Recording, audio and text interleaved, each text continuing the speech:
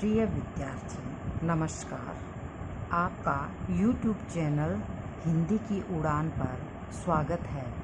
आज हम हिंदी व्याकरण का अध्ययन करने जा रहे हैं, जिसमें सबसे पहला अध्याय है भाषा।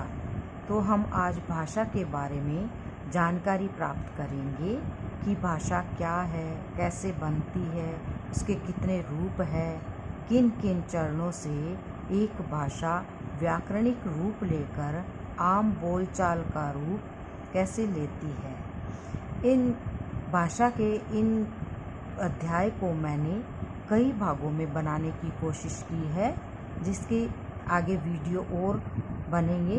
तो ये प्रथम भाग है भाषा का।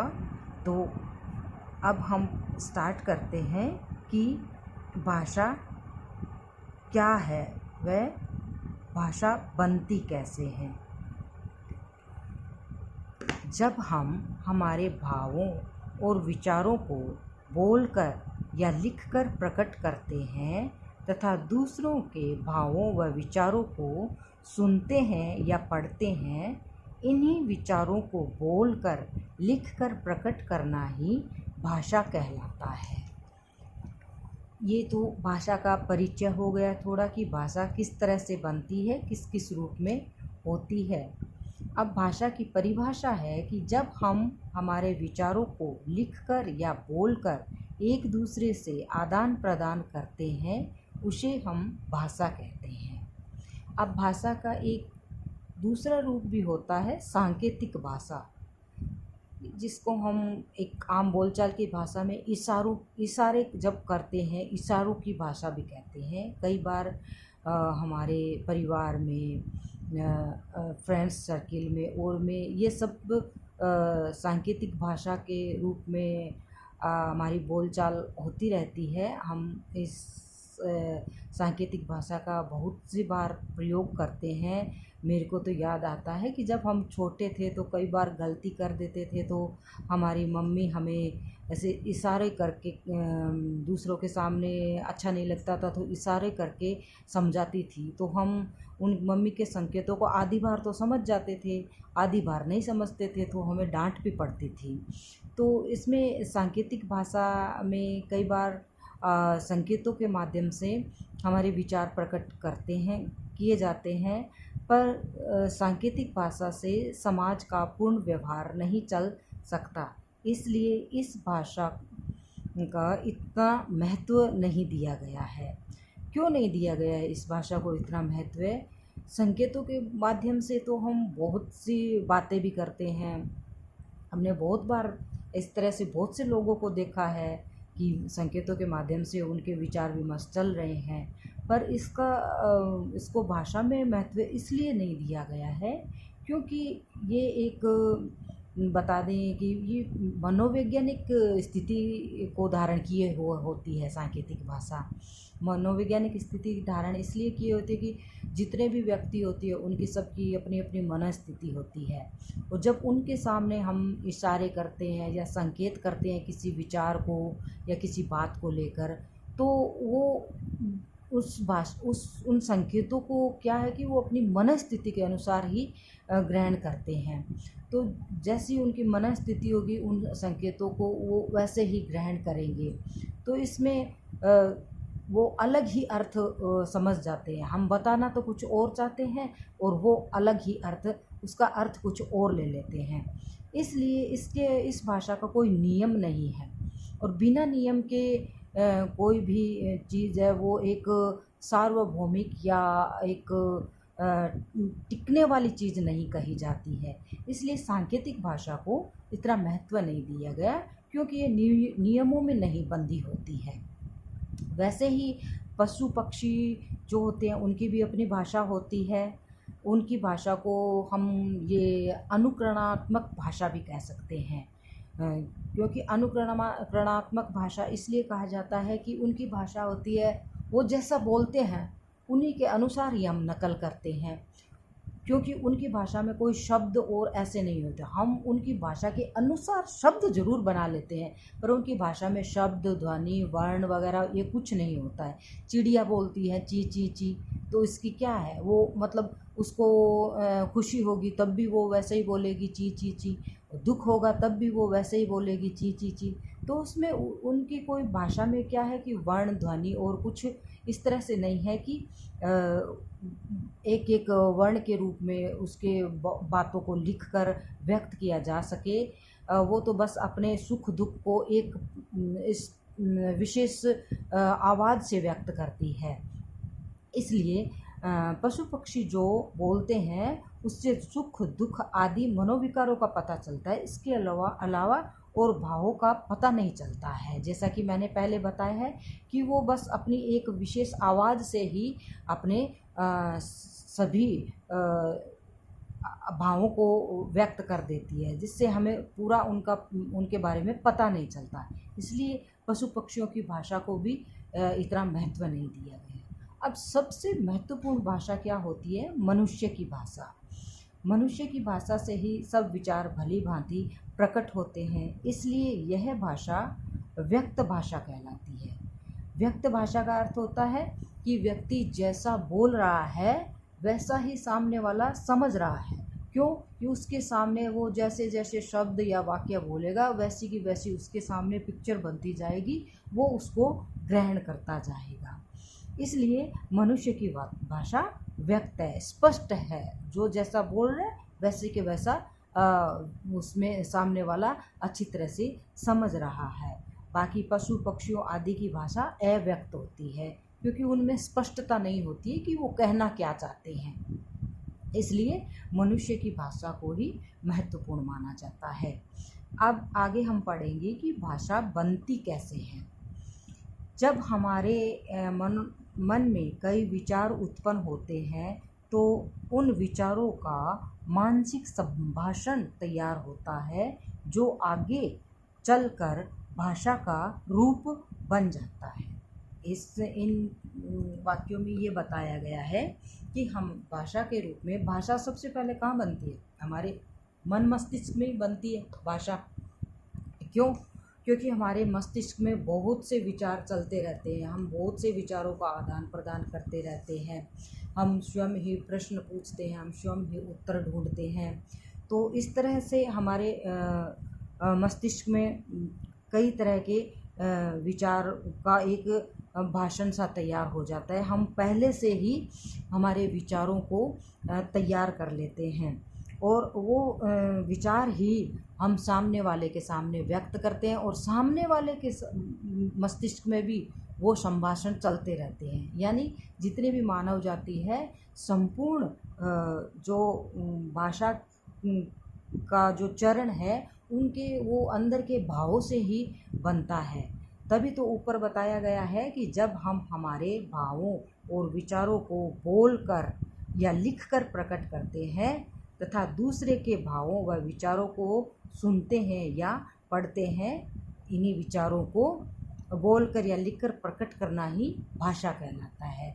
यही सेम बात यहाँ पर आ गई है कि हमारे मन मस्तिष्क में दो विचार चलते हैं, वो ही हमारे ध्वनि के रूप में बाहर आते हैं और ध्वनि के रूप में बाहर आते हैं तो सामने वाला ध्वनि के रूप में सुनता है और वही विचार जब हम लिखकर प्रकट करते हैं तो सामने वाला पढ़कर उनको समझता है। इसलिए भाषा है पूरी की पूरी हमारे विचारों पर आधारित है। अब हम आगे पढ़ेंगे कि विचार में हमारे क्या है, धारणा शक्ति होती है। इसमें भाषा में क्या होता है कि हमारे धारणा शक्ति होती है। धारणा शक्ति का अर्थ क्या होता है कि हमारे मन में कोई विचार आया, विचार आने से हमारे मन में शब्द बनेगा, शब्द की हमारे मन में एक पिक्चर बन जाएगी। तो पिक्चर बन जाएगी, वो पिक्चर ही होती है, वो किसी शब्द का रूप ले लेती है। जैसे मैंने बोला कै, तो आपके सामने पिक्चर आ गई उस आकृति की कि कै ऐसे बनता है। मैंने बोला ख, तो आपके सामने एक पिक्चर आ गई कि ख की आकृति की कैसे बनता है। अब जैसे मैंने अचानक ही बोला जग, तो एक जग का चित्र बन गया आपके सामने और आपने समझ लिया कि ये जग है। तो जग के बारे में एक वो विशेष है, वो चित्र सामने आ गया, उसकी बनावट का चित्र सामने आ गया और आप समझ गए कि ये जग है। जबकि जग और किसी भी शब्द में भी हम ले सकते थे, पर हमारे सामने एक शब्द आया तो तुरंत हमारे जो धारणा बनी हुई है किसी वस्तु की या किसी विषय की, वो ही हमारे सामने तुरंत आएगा। तो धारणा शक्ति का अर्थ होता है किसी विचार को एकदम से धारण कर लेना, उसके बारे में फिर बहुत मुश्किल से हमारे विचार हटते हैं उस वस्तु से। जो विचार हमने एक सटीक उसके ऊपर बिठा लिया वही हमारे मस्तिष्क में जीवन पर्यंत बना रहता है। तभी तो एक छोटे बालक को हम जब जैसे वो स्कूल में एडमिशन लेता है तो छोटी क्लासेस में उसको ध्वनि, वर्ण, स्वर ये सिखाए जाते हैं ताकि उन शब्दों की उनमें धारणा शक्ति बन जाए। और जब धारणा शक्ति उन शब्दों की उसमें बन जाएगी तो वो तुरंत अपने धीरे धीरे वो शब्द भी बनाना सीखेगा, फिर शब्दों से फिर धीरे धीरे वाक्य भी बनाना सीखेगा, वाक्य से फिर धीरे धीरे भाषा भी बन जाएगी। इसलिए आज शायद आपको ये समझ में आ गया होगा कि धारणा शक्ति किसे कहते हैं। और फिर आता है कि जो विचार हमें लिखित रूप में एकत्रित हो जाते हैं उन्हें हम लेख के रूप में कभी भी प्राप्त कर सकते हैं। इसमें ये बताया गया भाषा में कि जो हमारे विचार, जो हमारे मन मस्तिष्क में विचार आए तो उन विचारों और भावों को हमने लिख कर एकत्रित कर लिया, तो वो जब हमारी इच्छा होगी तो हम उनको पढ़ लेते हैं। जैसे हमारे साहित्य की पुस्तकें हो गई और हमारे जो हम जिस क्लास में पढ़ते हैं उनकी पुस्तकें हैं, वो क्या है, वो एक लिखित रूप ही तो है, लिखित रूप में एकत्रित रूप ही तो है जिसको हम जब चाहे हम पढ़ लेते हैं। जैसे स्कूल में टीचर ने पढ़ाया तब हमने पढ़ लिया, घर पर आके टीचर ने होमवर्क दिया तो उस रूप में वो हमारे सामने लिखित रूप में एकत्रित है, तो हम वो उस समय भी उसको पढ़ सकते हैं, उसको याद कर सकते हैं, क्योंकि हमारे सामने वो लिखित रूप में हमारे सामने भाषा के रूप में वो लिखित रूप में है। अब आगे आता है कि भाषा की विशेषताएं, भाषा की विशेषताएं भी होती है। भाषा कभी भी स्थिर नहीं होती, उसमें परिवर्तन होता रहता है। भाषा क्या है, कभी भी एक रूप में नहीं रहती है, वो समय समय के अनुसार परिवर्तित होती रहती है। जैसे हिंदी भाषा है उसको पहले वैदिक संस्कृत के रूप में जाना जाता है, जो कि हमारे वेद आदि की रचना हुई उस समय वैदिक संस्कृत के रूप में जानी जाती थी। फिर वो धीरे धीरे लौकिक संस्कृत के रूप में हुई, क्योंकि लोगों ने वैदिक संस्कृत को भी फिर अपने लोकजन की भाषा के रूप में बना लिया, तो फिर वो वैदिक संस्कृत से लौकिक संस्कृत के रूप में आ गई। फिर क्या है, पाली के रूप में हमारी हिंदी भाषा आई, जिसमें ये बुद्ध के और के हमारे कई चरित्र चित्रण और कई ग्रंथ और आदि प्राप्त हुए, वो पाली भाषा में प्राप्त हुए हैं। फिर हिंदी बनी प्राकृत भाषा में। अब प्राकृत भाषा के बाद में अपभ्रंश भाषा रूप आया हिंदी का। हिंदी अपभ्रंश के बाद में शौरसेनी, मागधी और अर्धमागधी भाषाओं के रूप में हिंदी का सफ़र हुआ। फिर आई खड़ी बोली। खड़ी बोली के बाद में आधुनिक भाषा जो हम बोलचाल में बोलते हैं वो हिंदी के रूप में बनी। तो देखिए यहाँ से इस बात में बिल्कुल ये बिंदु है वो बिल्कुल सही बताया गया है कि भाषा कभी भी स्थिर नहीं होती, क्योंकि देखिए ये वैदिक संस्कृत, लौकिक संस्कृत, पाली, प्राकृत, अपभ्रंश, शौरसेनी, मागधी, अर्धमागधी, खड़ी बोली और फिर हिंदी का रूप लेकर हमारी भाषा आई। अब आगे आता है कि भाषा की उन्नति राष्ट्र की उन्नति का प्रतिबिंब है। ये बिल्कुल सही कहा गया है कि किसी देश की भाषा जितनी उन्नत होगी उस राष्ट्र की उन्नति ही उतनी तेज़ी से बढ़ेगी। क्यों? क्योंकि उस भाषा के व्यक्ति है वो अपनी व्यापार, व्यवसाय, शिक्षा आदि उस भाषा में ग्रहण करेंगे और व्यापार व्यवसाय भी उसी भाषा में करेंगे, तो आसपास के सीमावर्ती या जो भी देश हैं और जितने भी आसपास के देशों में उनकी जो ये व्यापार व्यवसाय आदि होंगे तो वो उसी भाषा में होंगे। तो उसी भाषा में होंगे तो उन सामने वाले देशों को उस भाषा को उन्हें समझना होगा, तभी उनकी वो अच्छी तरह से व्यापार व्यवसाय कर सकेंगे। और तब ये सब होगा तो उन्हें वो भाषा को सीखने की आवश्यकता पड़ेगी, और सीखने की आवश्यकता पड़ेगी तो वो उस भाषा को सीखेंगे तो शब्द भी सीखेंगे उसके। वैसे ही जब सामने वाले देश से हम भी कुछ आदान प्रदान कर रहे हैं, चाहे शिक्षा का आदान प्रदान हो, चाहे व्यापार का आदान प्रदान हो, चाहे बहुत सी चीज़ें होती है जो सीमावर्ती या अन्य देशों से हम जुड़ते हैं, तो उनकी भाषा को भी हमें सीखना पड़ेगा और वे भी हमारी भाषा को सीखेंगे। इससे क्या होगा, हमारी भाषा की उन्नति ही होगी, और उन्नति होगी और वहाँ से फिर हम हमारी भाषा के कई शब्द भी हो जाएंगे उनकी डिक्शनरी में, और वहाँ से भी हमारे भी शब्दकोश में बहुत से शब्द आएंगे। तो इससे क्या है कि हमारी भाषा की उन्नति ही होगी, क्योंकि हमारी भाषा एक हमारे देश में बोली जाएगी, एक अन्य देशों में भी हमारी भाषा की पहचान बनेगी। तो इससे क्या है, राष्ट्र की भी उन्नति होगी। अब भाषा का इतिहास उनके बोलने वालों का इतिहास होता है। भाषा जितनी सभ्य होगी, जितनी उच्च कोटि की होगी, उतना ही हमारी देश का, हमारे देशवासियों का उस भाषा के रूप में ही तो परिचय मिलता है। इसलिए तो कहा गया है कि भाषा का इतिहास उनके बोलने वालों का इतिहास है। जैसे हमारी हिंदी भाषा में रामायण है, महाभारत है आदि, ये क्या है, हमारे वेद हैं आदि, क्या है, हमारे पूर्वजों द्वारा बनाई गए ग्रंथ हैं। वो हमारे भाषा के रूप में तो बनाए थे उन्होंने, और जब वो उन्होंने बनाए तो आज पूरे भारत में न होकर पूरे विश्वव्रत में उनकी पहचान है। तो एक पहचान बनती है कि वहाँ भारत में इतने इतने विद्वान हुए जिन्होंने इस तरह के ग्रंथों की रचना की, और आज उन ग्रंथों का बहुत से देश अनुसरण कर रहे हैं।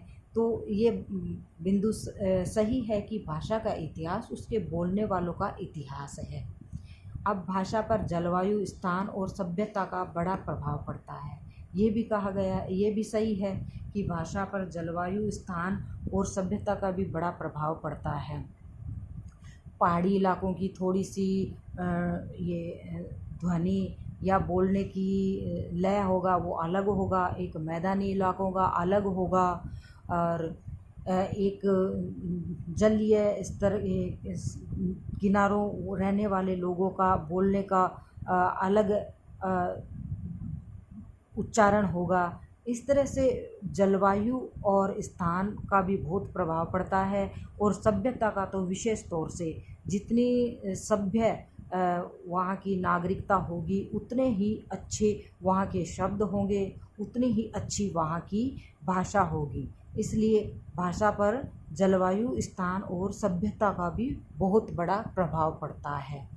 अब आता है उच्चारण में अंतर। उच्चारण में भी अंतर आता है, ये तो हम रोज़ देखते हैं, क्योंकि अब हम हिंदी और इंग्लिश में बड़ा अंतर मानते हैं। तो उच्चारण में जैसे जितने भी ये पश्चिमी देश हैं या इंग्लिश देश हैं, तो वो हम एक उदाहरण है कि हम राम कहते हैं और वो बोलते हैं रामा।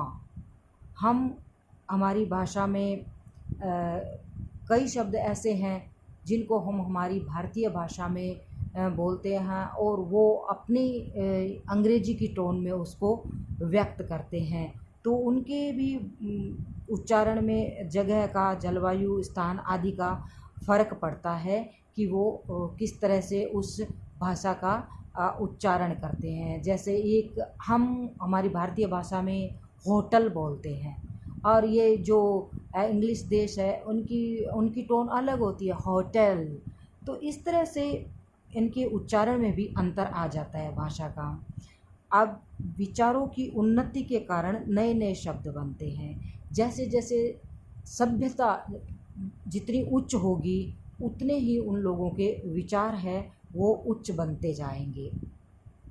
जैसे किसी देश से विचार है, किसी दूसरे देश से विचार मैच करते हैं या मिलते हैं, तो वहाँ के शब्द एक देश से दूसरे देश में चले जाते हैं, तो क्या है वहाँ उनकी उन शब्दों की उन्नति तो हुई, उनकी भाषा की उन्नति तो हुई कि उनके जितने शब्द से उन शब्द से अधिक शब्द उनके शब्दकोश में आ रहे हैं।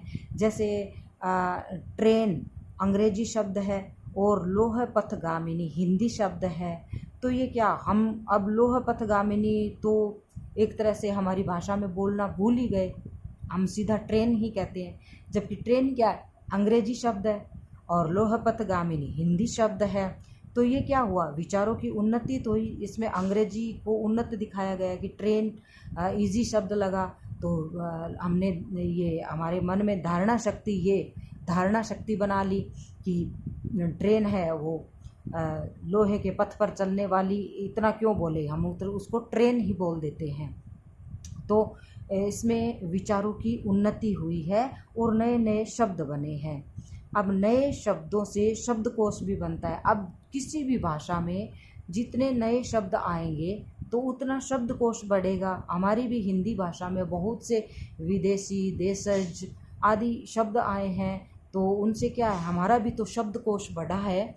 तो इससे क्या है ये भी भाषा की उन्नति का एक कारण है, ये भी भाषा की एक विशेषता का ही कारण है। अब आती है बोली। भाषा में एक बोली रूप भी होता है कि बोली क्या होती है। विद्वान व ग्रामीण भाषा में अंतर होता है क्योंकि उच्च भावों के अभाव में वाचक शब्द लुप्त हो जाते हैं। अब इसमें बताया गया है कि बोली है वो कैसे बनती है। अब एक विद्वान या एक एजुकेटेड आदमी होता है, वो शब्दों को बिल्कुल शुद्ध रूप में व्याकरणिक रूप में लेकर बोलता है, और एक ग्रामीण व्यक्ति होता है जरा वो एकदम से सीधा साधा होता है, और वो शब्द तो जो विद्वान व्यक्ति बोलता है वही वो बोलता है, पर उसमें क्या है उसके वाचक शब्द में उच्च भाव है, वो मतलब शुद्धता होती है व्याकरणिक, वो लुप्त हो जाती है। तो इसमें क्या होता है कि जो वाचक शब्द में उच्च भावों की लुप्तता हो जाती है, एक सिंपल सी भाषा बनकर रह जाती है, तो वो होती है बोली।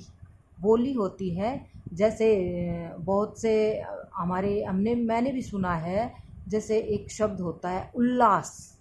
उल्लास होता है एक शुद्ध हिंदी का शब्द है, उल्लास, हर्ष, खुशी, तो उसको एक ग्रामीण भाषा में बोल देते हैं होलास।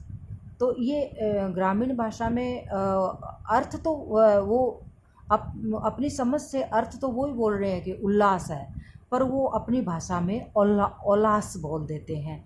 तो जबकि अर्थ दोनों का एक ही होता है, बल्कि शुद्ध शब्द होता है उल्लास और एक ग्रामीण बोली का शब्द हो गया ओलास।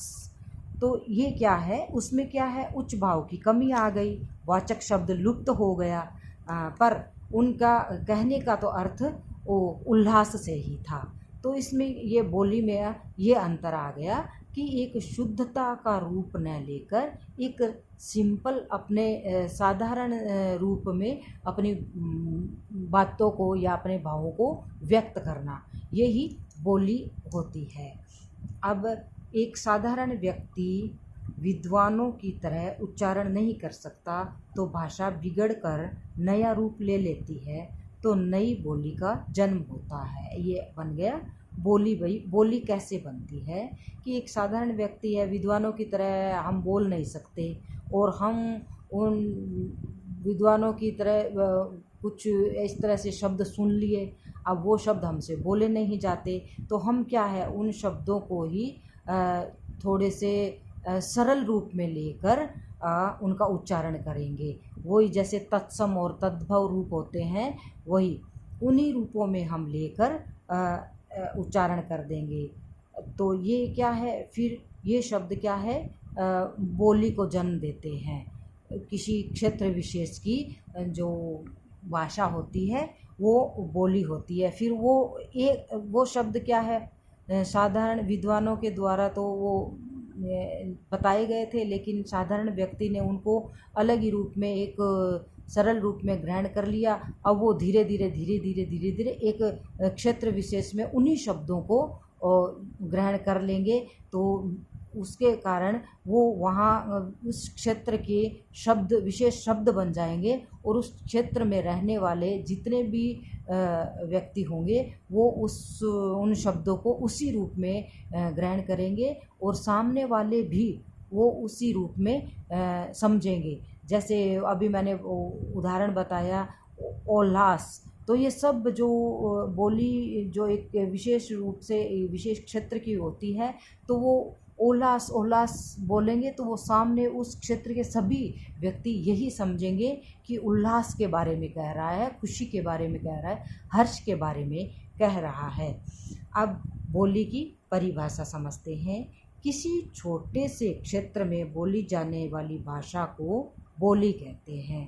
जैसे हरियाणा क्षेत्र की हरियाणवी, राजस्थान में मारवाड़ी, मेवाड़ी, ढूढानी, हाड़ौती आदि, ये क्या है, किसी एक विशेष क्षेत्र, छोटे से क्षेत्र में बोली जाने वाली भाषा है।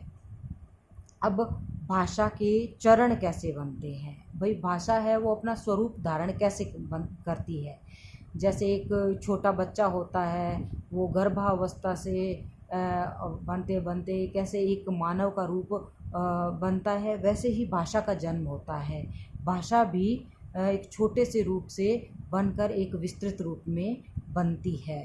जैसे तो भाषागत विचार प्रकट करने में एक विचार प्राय कई अंश प्रकट करता है। ये देखिए, कई अंश प्रकट करता है, तब विचार का मतलब समझ में आता है। वो अंश मिलकर एक वाक्य का निर्माण करते हैं, तब एक वाक्य का स्वरूप तैयार होता है और वाक्यों से भाषा बनती है। अब ये समझ में आया कि एक विचार, हमारे मन में एक विचार हो गया, एक विचार आ गया, विचार ध्वनि के रूप में आएगा बाहर। अब ध्वनि से सुनने वाले सुनेंगे।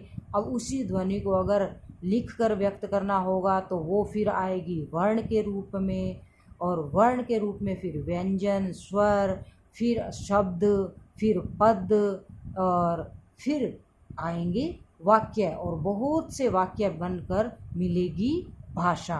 तो इसमें भाषा का जो चरण है वो हम पढ़ेंगे कि भाषा के अंश। सबसे पहले भाषा ध्वनि के रूप में आती है। जैसे मैं बोल रही हूँ, मेरे मुख से निकलने वाले जो आवाज़ है वो ध्वनि के रूप में हो गई। अब मैं ध्वनि मेरी इन ध्वनि को अगर आप लिखेंगे कि मैं क्या बोल रही हूँ और आप लिख रहे हो, तो वो क्या हो जाएंगे, वर्ण, लिखित रूप आ गया वर्ण। और वर्ण आकर फिर वर्ण से मिलकर कुछ सार्थक शब्द बनते हैं, तो शब्द बन जाएंगे, शब्द से पद बन जाएंगे, और पद से फिर वाक्य, और वाक्य से फिर क्या है, भाषा बन जाएगी। अब आज के इस वीडियो में हम इतना ही पढ़ेंगे, और आगे के वीडियो में मैं नेक्स्ट जो भाषा कितने रूप की होती है आदि के बारे में हम पढ़ेंगे। अगर आपको वीडियो पसंद आया हो तो लाइक करें, शेयर करें, कमेंट करें। नमस्कार।